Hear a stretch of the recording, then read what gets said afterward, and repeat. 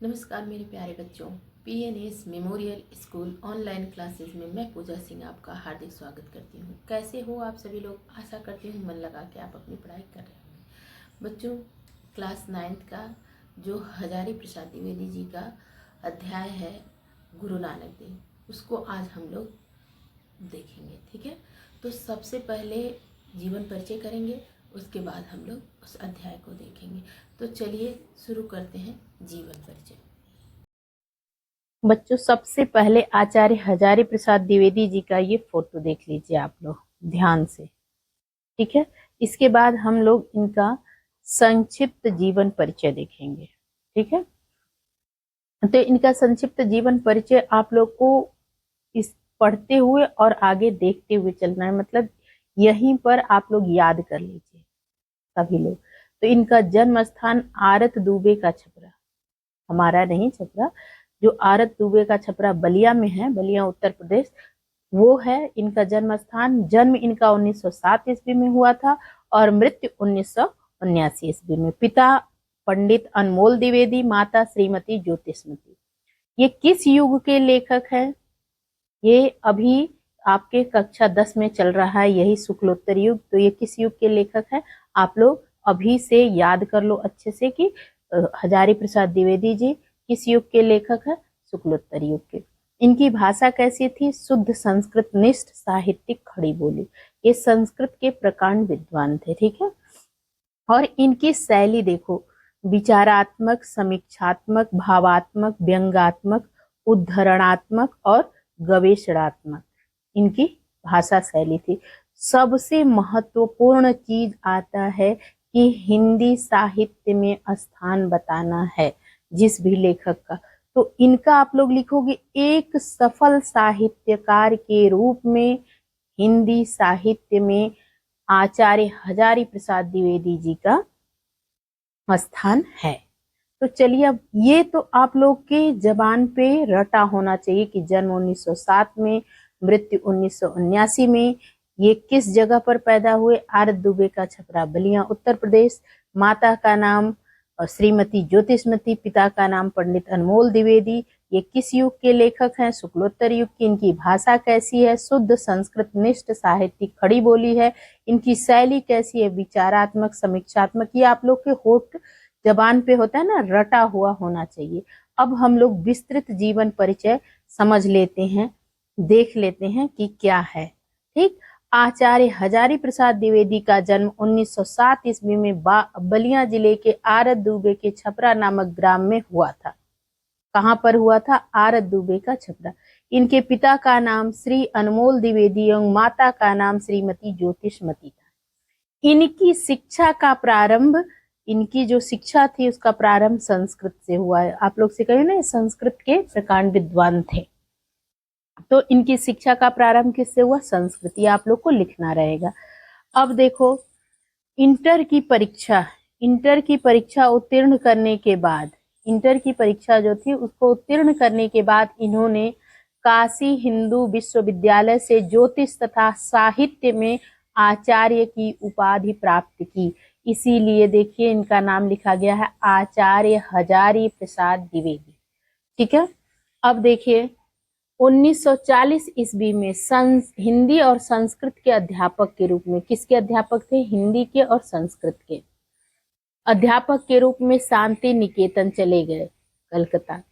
यहीं इन्हें विश्व कवि रविंद्रनाथ टैगोर का सानिध्य यानी साथ मिला। साहित्य सृजन की ओर, उनसे मिलने के बाद ये साहित्य सृजन की ओर आगे बढ़े। ठीक है, सन 1956 ईस्वी में काशी विश्वविद्यालय के हिंदी विभाग के अध्यक्ष नियुक्त किए गए। फिर आ गए ये काशी में। कुछ समय तक पंजाब विश्वविद्यालय में हिंदी विभागाध्यक्ष के रूप में भी कार्य किया। 1949 ईस्वी में लखनऊ विश्वविद्यालय में इन्हें डी लिट का सन 1957 में भारत सरकार ने, अब देखो ये बहुत ही महत्वपूर्ण है, आप लोग को लिखना रहेगा कि 1957 ईस्वी में भारत सरकार ने पद्म भूषण की उपाधि से इन्हें विभूषित किया। कब किया? 1957 ईस्वी में। किससे? पद्म भूषण से। 18 मई 1979 ईस्वी को इनकी मृत्यु हो गई, देहावसान हो गया। ठीक है, अब देखिए उससे भी महत्वपूर्ण चीज आता है आप लोगों का कि साहित्यिक परिचय बताना है। ठीक है, ये प्रश्न आएगा, आता है हर साल, आप लोग के एग्जाम में भी आएगा, इसलिए मेरे साथ खूब अच्छे से पढ़ते समझते याद करते हुए चलिए आप लोग। देखिए साहित्यिक परिचय में आप लोग लिखिए, द्विवेदी जी ने बाल्यकाल से ही ब्योमकेश शास्त्री से कविता लिखने की कला सीखनी आरंभ कर दी थी। शांति निकेतन पहुंचकर इनकी प्रतिभा और अधिक निखरने लगी। कविंद्र रविंद्र यानी रविंद्रनाथ टैगोर का इन पर विशेष प्रभाव पड़ा। बंगला साहित्य से भी ये बहुत अधिक प्रभावित थे। ये उच्च कोटि की, ये आप लोग को लिखना रहेगा, ये उच्च कोटि के शोधकर्ता, निबंधकार, उपन्यासकार, आलोचक थे। सिद्ध साहित्य, जैन साहित्य, अपभ्रंश साहित्य को प्रकाश में लाकर तथा भक्ति साहित्य पर उच्च स्तरीय समीक्षात्मक ग्रंथों की रचना की। इन्होंने हिंदी साहित्य की महान सेवा की। अवश्य लिखेंगे आप लोग। वैसे तो द्विवेदी जी अनेक विषयों पर उत्कृष्ट कोटि के निबंध एवं नवीन शैली पर आधारित उपन्यासों की रचना की, पर विशेष रूप से वैयक्तिक एवं भावात्मक निबंधों की रचना करने में ये अद्वितीय रहे। द्विवेदी जी उत्तर प्रदेश, ये आप लोग जरूर लिखेंगे, द्विवेदी जी उत्तर प्रदेश ग्रंथ अकादमी के अध्यक्ष और हिंदी संस्थान के उपाध्यक्ष भी रहे।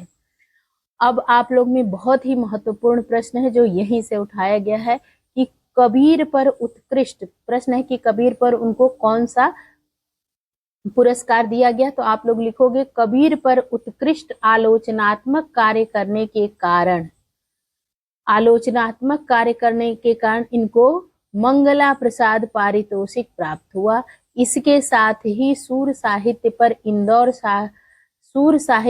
इंदौर साहित्य समिति ने इनको क्या दी, स्वर्ण पदक प्रदान किया। ठीक है, अब हम लोग आगे बढ़ते हैं और देखते हैं इनकी कृतियां और भाषा शैली। क्या देखेंगे, कृतियां और भाषा शैली। आप लोग मुंह जैसे होता है ना कि पढ़ना लिखना दोनों एक साथ करिए। आप लोग कॉपी पेन भी लिए रहिए, लिखते भी चलिए और मुंह से बोलते भी चलिए, दोनों चीजें बहुत आवश्यक है। वाचन, हिंदी में वाचन बहुत ही महत्वपूर्ण है। ठीक है, आप लोगों का जबान जब बोलने से ना मात्रा सबकी चीजों त्रुटि में सुधार होता है। देखिए कृतियां आप लोग डाल लीजिए हेडिंग, कृतियां। क्या हेडिंग डालेंगे, कृतियां। कृतियां हेडिंग डाल लीजिए, उसमें लिखिए आप लोग कि द्विवेदी जी की प्रमुख कृतियां इस प्रकार है। पहले निबंध डाल लीजिए आप लोग, क्या डालेंगे, निबंध हेडिंग। इसमें विचार और वितर्क, कल्पना, अशोक के फूल, कुटज, साहित्य के साथी, कल्पलता, विचार प्रवाह, आलोक पर्व आदि। देखो बच्चों ये आप लोगों के काम उतना ही 10th में भी आएगा, इसलिए अभी से अपनी तैयारी याद करते हुए चलोगे ना तो 10th में आप लोगों के लिए बहुत सारी चीजें आसान हो जाएंगी।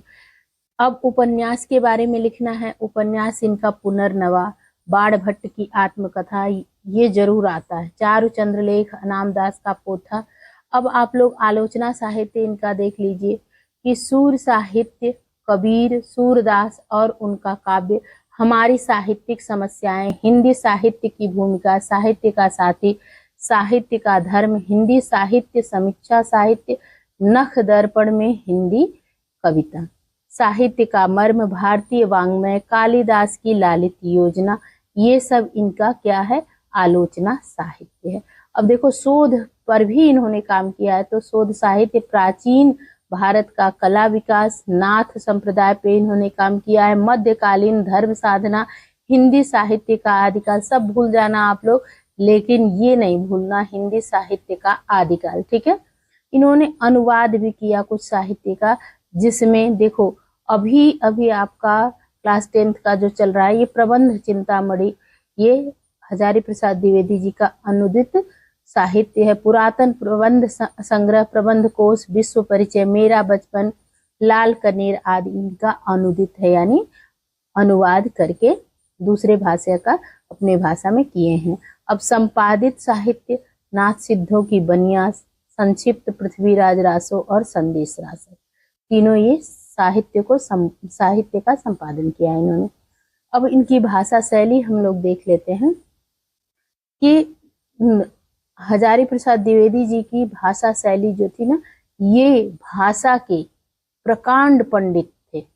संस्कृत निष्ठ इनकी शब्दावली थी। इनके निबंधों में उर्दू भी मिलेगा, फारसी भी मिलेगा,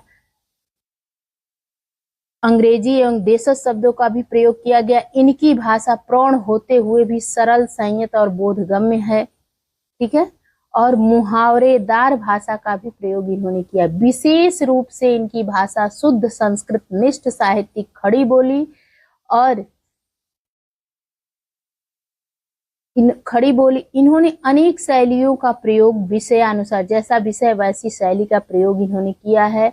इनकी शैली आलोचनात्मक शैली भी रही है, भावात्मक भी रही है, गवेषणात्मक भी रही है, हास्य व्यंग्यात्मक भी रही है, उद्धरण शैली भी रही है। अब गुरु नानक देव एक निबंध है। गुरु नानक देव जो आप लोग के अध्याय में, आप लोग की किताब में लगा हुआ है, तो ये गुरु नानक देव, ये मानवतावादी मूल्यों का सहज सन्निवेश पाने के लिए द्विवेदी जी भाव पेशल हो गए। प्रस्तुत निबंध में ये जो गुरु नानक देव निबंध है, इसकी समस्त विशेष, इसमें निबंध की सारी विशेषताएं हैं। ठीक, निबंध कैसे लिखा जाता है उसकी सारी विशेषताएं इसमें है। इस निबंध में स्थान स्थान पर उपमा अलंकार, रूपक अलंकार और उत्प्रेक्षा अलंकार है। ठीक है, चलिए अब हम लोग अध्याय देख लेते हैं। अध्याय क्या है? गुरु नानक देव। और अभी ये कौन सा महीना चल रहा है आप लोग का? कार्तिक का ही महीना चल रहा है, और कार्तिक पूर्णिमा को ही देव दिवाली भी मनाई जाती है। इस बार कितनी तारीख को है? 15 तारीख को है आपकी कार्तिक पूर्णिमा। आज है आपका 12 तारीख। कितना तारीख है? 12 तारीख। ठीक है, तो कार्तिक पूर्णिमा इस देश की बहुत पवित्र तिथि है। इस दिन सारे भारतवर्ष में कोई न कोई उत्सव होता है, मेला होता है, स्नान या अनुष्ठान होता है। शरत काल की पूर्ण चंद्रमा इस दिन, ये जो शरद ऋतु चल रही है, शरत काल की ये पूर्ण चंद्रमा, पूर्णिमा को चंद्रमा पूर्ण होता है ना, चंद्रमा घटता है, बढ़ता है।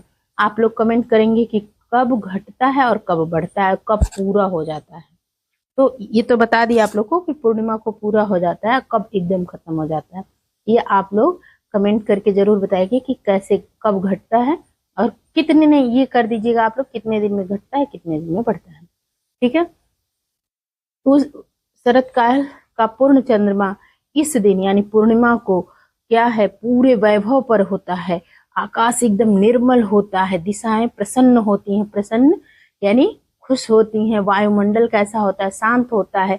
पृथ्वी हरी भरी, जल प्रवाह मृदु मंथर। मृदु मंथर में सब लोग लिख लो। मृदु मंथर मतलब कि मधुर और धीमा। क्या लिखोगे? मृदु मंथर मतलब कि मधुर और धीमा, मधुर और धीमा। ठीक है, मृदु मंथर हो जाता है। कुछ आश्चर्य नहीं है कि इस दिन मनुष्य का सामूहिक चित्त, मतलब सबका चित्त, हृदय उद्वेलित हो उठता है। क्यों होता है? कि इसी दिन महान गुरु नानक देव के आविर्भाव का उत्सव मनाया जाता है। किसका उत्सव मनाया जाता है? आविर्भाव का। किसके? गुरु नानक देव के। आविर्भाव मतलब सभी लोग लिख लो, आविर्भाव मतलब प्रकट होना। आविर्भाव मतलब क्या लिखोगे आप लोग? प्रकट होना या जन्म लेना, उत्पत्ति होना, ये आविर्भाव होता है। ठीक, आविर्भाव मतलब लिख लो उत्पत्ति, जन्म। ठीक है, अब आप लोग लिख लो कि आकाश में जिस प्रकार खोडस सोडस दोनों बोला जाता है, इसको कला से पूर्ण, मतलब 16 कलाओं, कितनी कलाओं से पूर्ण चंद्रमा रहता है? 16 कलाओं से पूर्ण, कोमल स्निग्ध किरणों से प्रकाशित, मुलायम कोमल किरणों से प्रकाशित होता है। तभी तो उस समय आकाश निर्मल रहेगा, दिशाएं प्रसन्न रहेंगी, वायुमंडल शांत रहेगा, जब कोमल और स्निग्ध किरणें प्रकाशित होंगी। उसी प्रकार मानव चित्त में भी किसी उज्जवल प्रसन्न ज्योतिपुंज का आविर्भाव होना स्वाभाविक है, यानी उत्पत्ति होना, जन्म होना स्वाभाविक है। कौन से महामानव का उत्पत्ति हुआ है? गुरु नानक देव जी का। ठीक है। गुरु नानक देव ऐसे ही खोडस कला से पूर्ण स्निग्ध ज्योति महामानव थे। लोकमानस, लोकमानस मतलब लिख लो आप लोग जनता का मन। आप लोग को मैं बोलती रहती हूँ ना मानस पटल पर, तो लोक मतलब जनता और मानस मतलब मन। लिख लो जनता का मन। क्या लिखोगे? जनता का मन, जनता का मन। ठीक है। तो अब आगे लिखो आप लोग कि लोकमानस में अरसे से मतलब बहुत समय से कार्तिकी पूर्णिमा के साथ गुरु के आविर्भाव का संबंध, मतलब इसी दिन गुरु पूर्णिमा मनाया जाता है, का संबंध जोड़ दिया गया। गुरु किसी एक दिन को पार्थिव शरीर, ये जो हमारा शरीर बोला जाएगा ना वो पार्थिव शरीर, क्योंकि पंच महाभूत मतलब पृथ्वी, पंच महाभूत यानी पृथ्वी, आकाश, आकाश, जल, वायु, ठीक है। तो 5, अभी ये 4 हुआ, 5वां आगे कि किससे बना है पार्थिव शरीर हमारा? 5 तत्व से। ठीक है। तो पार्थिव शरीर में किसी एक दिन गुरु आविर्भूत होंगे, प्रकट होंगे, पर भक्तों के चित्त में, मतलब गुरु के जो शिष्य हैं या भक्त हैं उनके चित्त में प्रतिक्षण मतलब हर समय प्रकट होते रहते हैं।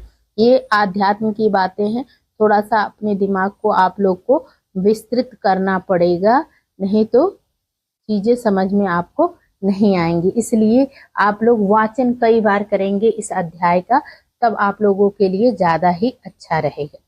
ठीक है। तो पार्थिव रूप को महत्व दिया जाता, परंतु प्रतिक्षण आविर्भूत होने को आध्यात्मिक दृष्टि से अधिक महत्व मिलना चाहिए। देखो आध्यात्मिक दृष्टि और ये जो पार्थिव रूप है, जैसे देखो हम जो पढ़ाते हैं, शिक्षा देते ज्ञान, हम शिक्षा गुरु हैं। कौन से गुरु हैं? शिक्षा गुरु। किसी की भी बात करें जिससे भी आपको शिक्षा मिलती है, लेकिन जो दीक्षा गुरु होते हैं वो आध्यात्मिक, आध्यात्म से जोड़ने की बात, वो हमको हमें से हमारी आत्मा से जोड़ने का काम करते हैं। तो वो गुरु जो है वो दीक्षा गुरु कहलाते हैं। उनकी बात यहाँ पर गुरु नानक देव की कही गई है। ठीक है।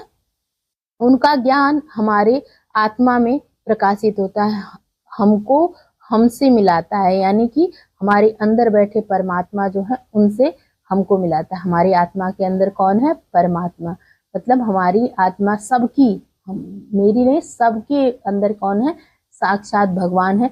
उनसे जो मिलाता है वो गुरु, दीक्षा गुरु, वो गुरु गुरु नानक देव भी कहलाते हैं। ठीक है। तो देखो, परंतु इतिहास के पंडित गुरु के पार्थिव शरीर के आविर्भाव के विषय में, जो उनका पार्थिव शरीर जब मतलब जो उनका शरीर था तो उसके आविर्भाव, उसके प्रकट होने के विषय में वाद विवाद है। इस देश का सामूहिक मानव चित्त उतना महत्व नहीं देता है। ये देश जो भारत देश है इस चीज को महत्व नहीं देता। गुरु जिस किसी भी शुभ क्षण में चित्त में आविर्भाव, जब हमारे चित्त में, हमारे हृदय में, मन में गुरु आकर बैठ जाए तो वही क्षण उत्सव का क्षण, मतलब ये कार्तिक पूर्णिमा ही नहीं, हर दिन कार्तिक पूर्णिमा हो जाएगा जब हमारे चित्त में, हमारे हृदय में गुरु का क्या होगा? प्राकट्य होगा। ठीक है। तो वही क्षण उल्लसित कर देने के लिए है। नवो नवो भवसि जायमान। जायमान मतलब लिख लो आप लोग जन्म लेने वाला। जायमान मतलब लिख लो जन्म, जन्म लेने वाला, जन्म लेने वाला। ठीक है। क्या लिखोगे? जन्म लेने वाला।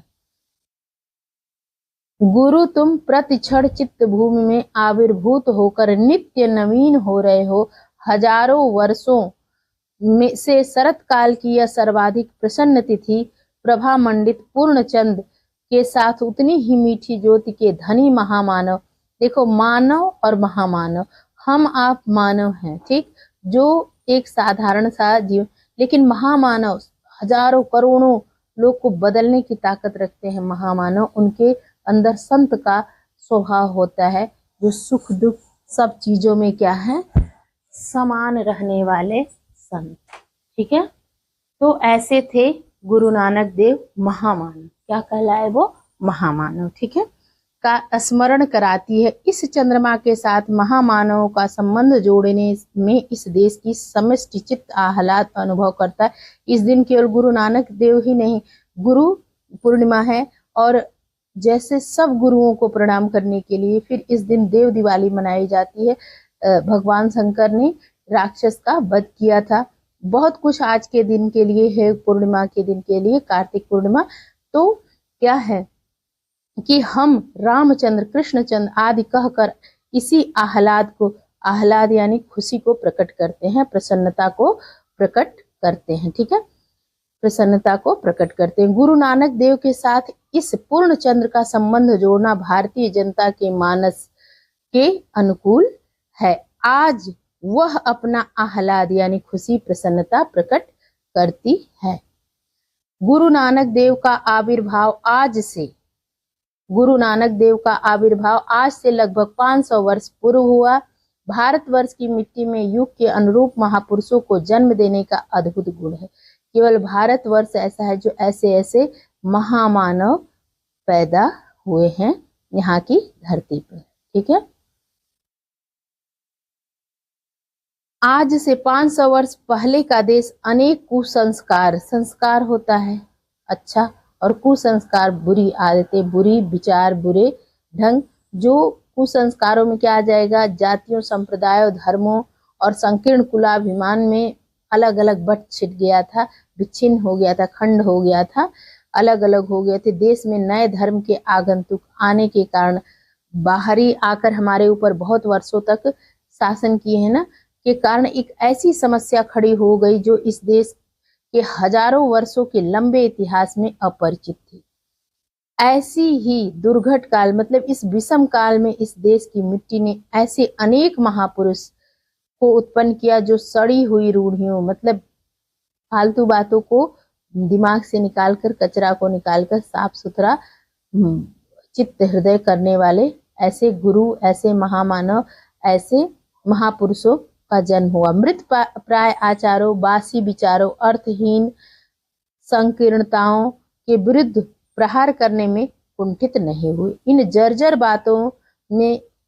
जर्जर बातों से परे सब में विद्यमान, सबको नई ज्योति, नया जीवन प्रदान करने वाले महान जीवन देवता की महिमा प्रतिष्ठित करने में समर्थ हुए। इन संतों की ज्योतिष मंडली में गुरु नानक देव ऐसे संत हैं। संत क्या होते हैं? जो सम भाव रखें, सुख दुख सब में सम भाव रखें और सबके प्रति एक ही भाव रखें। ठीक है, सब उनके लिए बराबर हो। तो ऐसे संत जो शरत काल के पूर्ण चंद्र की तरह, मतलब जो पूर्णिमा का पूरा चांद होता है उसकी तरह कोमल, शांत, निर्मल, रश्मि के भंडार।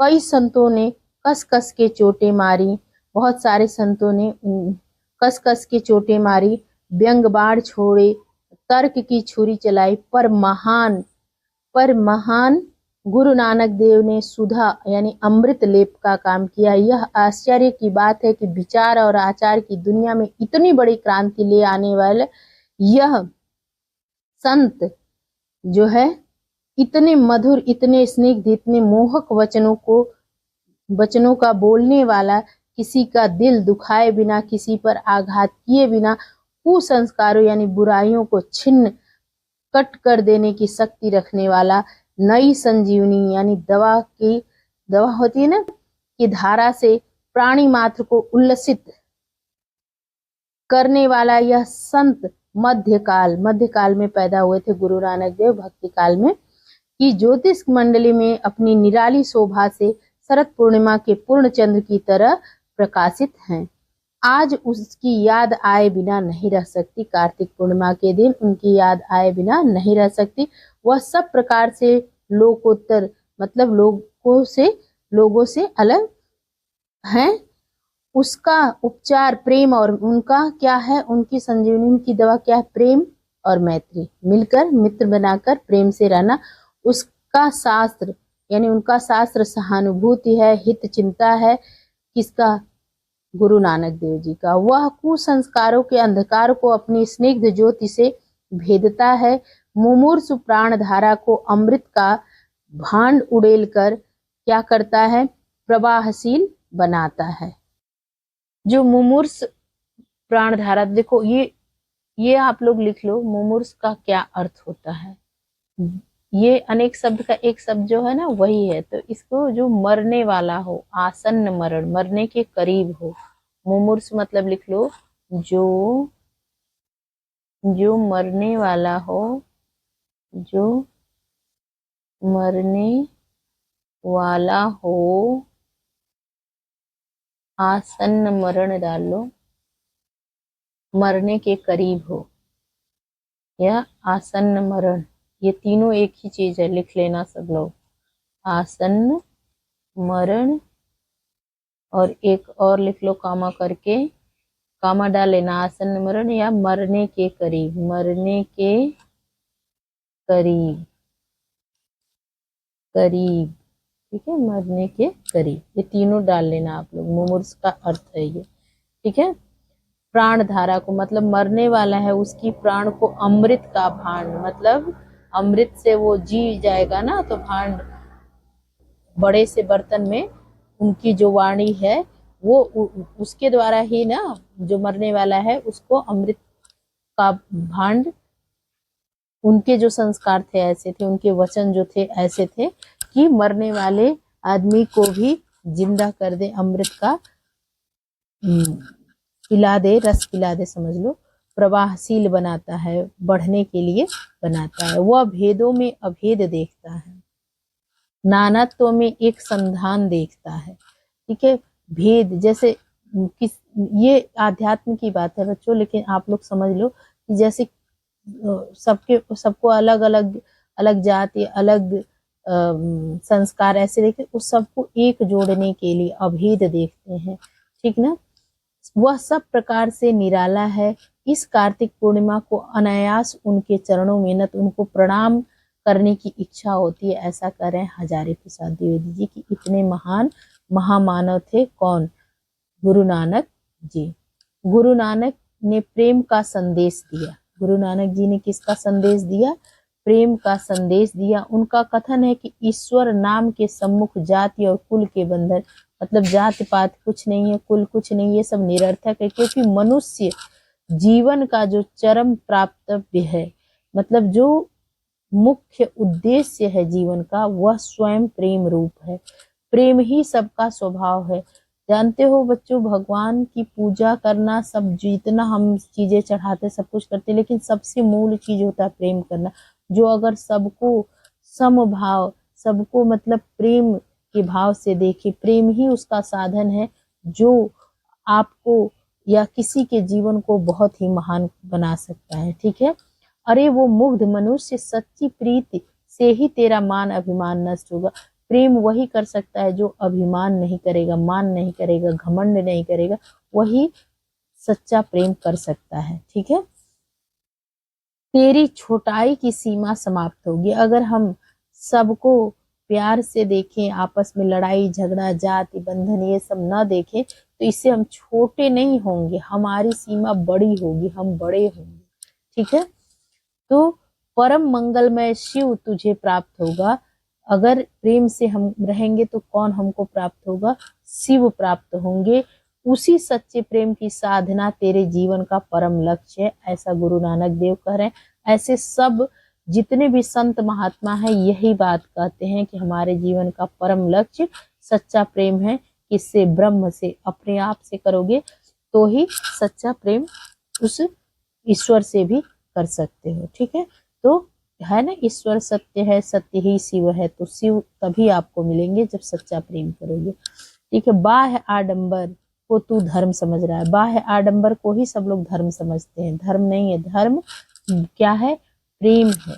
मूल संस्कार को तू आस्था मानता है, जो आपकी संस्कार है उसको ही आस्था मानने, ये ऐसे चढ़ाना चाहिए, ये ऐसे ऐसे कोई चीज होता है ना, भगवान को ये चढ़ाओ, भगवान को चढ़ाओ, मंगलवार को इनकी पूजा करो, नहीं, ये सब नहीं है। भगवान सिर्फ और सिर्फ तुम्हारे प्रेम भाव से मतलब रखते हैं। तो वही कह रहे हैं, नहीं प्यारे, यह सब धर्म नहीं है। धर्म तो स्वयं रूप होकर भगवान के रूप में तेरे अंदर, तेरे भीतर विराजमान है। हम सबके अंदर भगवान है, ईश्वर है, आत्मा है। जो अभी देखो हमारी सांसें चल रही है, जो आत्मा चल रही, सिर्फ वही है। अभी निकल जाए पूरा शरीर बेकार है, ठीक है। उसी अगम अगोचर। अब देखो अगम मतलब क्या होता है, अगोचर मतलब क्या होता है। सभी लोग इसको लिख लो, अगम अगोचर लिखो सभी लोग। अगम अगम मतलब लिख लो आप लोग, जहां कोई पहुंच न सके, जहां कोई पहुंच न सके। लिखो सभी लोग, जहां कोई पहुंच न सके उसको अगम कहते हैं। क्या कहते हैं, अगम कहते हैं। और अगोचर जो दिखाई न दे, अगोचर, अगोचर मतलब लिख लो कि जो दिखाई न दे। क्या लिखोगे, जो दिखाई न दे, ये लिख लो आप लोग। अगोचर मतलब क्या होता है, जो दिखाई न दे। ठीक है, तो अगम अगोचर प्रभु की शरण पकड़। बच्चों हम कोई भी काम कर रहे हैं, जैसे आप पढ़ रहे हो, हम पढ़ा रहे हैं, आप घर में कोई काम कर, सो रहे, सब कुछ ये जो अगम अगोचर प्रभु है ना, वो वही देख रहे हैं।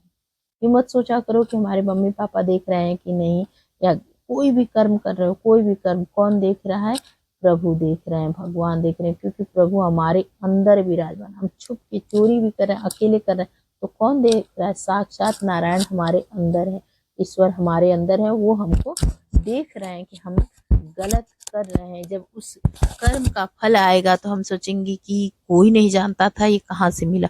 क्योंकि जो देने वाला है कर्म का फल, वो तो हमारे अंदर विराजमान है। ठीक, तो धर्म तो स्वयं रूप होकर भगवान के रूप में तेरे अंदर विराजमान है। उसी अगम अगोचर प्रभु की शरण पकड़।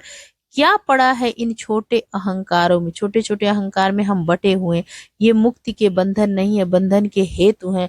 उनका मत था कि विश्व का परित्याग कर सन्यास लेना ईश्वर की दृष्टि में आवश्यक नहीं है। सन्यास लेने की बात नहीं कहते हैं, उसके लिए तो धार्मिक सन्यास तथा भक्त व गृहस्थ सभी समान है।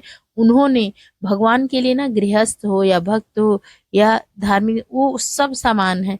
उन्होंने मृत्यु पर्यंत हिंदू मुसलमानों के तीव्र मतभेदों को, हिंदू है तो ये मुसलमान है, ये मतभेद खत्म करने की बात उन्होंने कही है, दूर करने की सफल चेष्टा की। उनके शिष्यों में हिंदू और मुसलमान दोनों ही थे। उनके अनुयायी बाद में सिख कहलाए, उनके अनुयायी इस समय सिख कहलाते हैं। लेकिन उनके जो कहे हुए सिद्धांत है ना, वो सबके लिए बहुत ही सही है। उन्होंने उनके सिद्धांतों को ग्रंथ साहब में, गुरु ग्रंथ साहब है किताब, जो ग्रंथ है वो उनके सिद्धांतों को लिख के रखा गया है, संग्रहित किया गया है। ठीक है, धन्य हो, धन्य हो ये अगम अगोचर अलख अपार देव, तुम ही मेरी चिंता करो। जहां तक देखता हूँ वहां तक जल में, थल में, पृथ्वी में सर्वत्र तुम्हारी ही लीला व्याप्त है। घट घट मतलब हर चीज में ज्योति जो उद्भासित हो रही है, वो कौन है, साक्षात प्रभु है। ठीक है, कौन है, साक्षात प्रभु। यही बात वो समझा रहे हैं। अब देखो, अद्भुत है गुरु वाणी, ये उनकी वाणी है, ये गुरु वाणी। अगम अगोचर अलख अपारा, चिंता करो हमारी। जल थली मतलब यहाँ पर अर्थ आपको यही बताया गया, इसका अर्थ यहाँ पर बताया गया है कि धन्य हो, धन्य हो हे अगम अगोचर अलख अपार। ये जितना अर्थ है ना, अगम अगोचर अलख अपार, इसी का अर्थ बताया गया। तुम ही मेरी चिंता करो, कौन, प्रभु।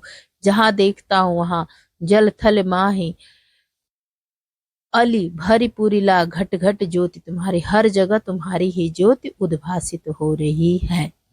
ठीक है, अब देखो, अद्भुत है गुरु वाणी, गुरु की वाणी सहज भेदक शक्ति, भेदक शक्ति, कहीं कोई आडंबर नहीं, कहीं कोई बनाव नहीं, सहज हृदय से निकली हुई, सहज प्रभावित होने करने की अपार शक्ति। सहज जीवन बड़ी कठिन साधना है, सहज रहना, सरल रहना बहुत ही कठिन है बच्चों। दिखावटी जीवन तो कोई भी जी सकता है, सहज सरल रहना बहुत ही कठिन है, जो एक संत ही कर पाता है।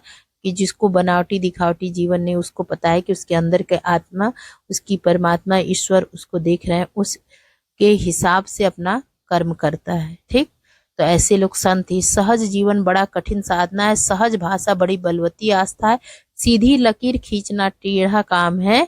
सीधी जो लकीर है इसको खींचना बहुत ही टेढ़ा है। गुरु का आडंबर सहज धर्म ऐसे ही सहज वाणी से प्रचारित हो सकता है।